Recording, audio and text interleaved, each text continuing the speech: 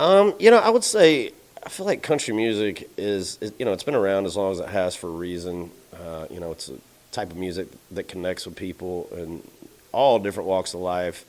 I think sometimes country music gets a bad rap because people think that it still sounds like it did years ago, which was cool back then, but it's changed so much. And, my thing that I always tell people, if you're teetering on listening to country music, like just give it a chance, man. Just find some acts, listen to them, turn on the radio for a little bit, and there's a little bit of everything. There's a lot of rock influence in country now.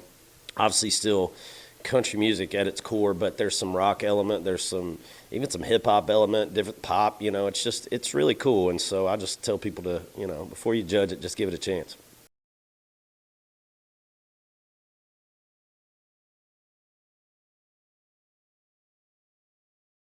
Well, yeah, I mean, I'm excited to be here and perform for Toby, kind of honor him just because I've known him for years. I met him, almost 20 years ago, probably 20 years ago, and, had a chance to tour with him over the years, different things. And, he's just one of the guys that I think for us in the business, he was one of those guys that was always there. You knew what you were going to get from him. You knew what he stood for. He never, shied away from things. He spoke his mind. And I think for me especially, that was something that I always respected him a lot for because it's not always easy to do in this business when, the way you feel isn't necessarily the popular opinion or the, whatever. So Toby was a guy that really didn't care. I mean, he was going to be himself and be who he was and be unapologetic about it. And I think that was something that I always admired about him. And I'm just glad that I get a chance to come over and honor him.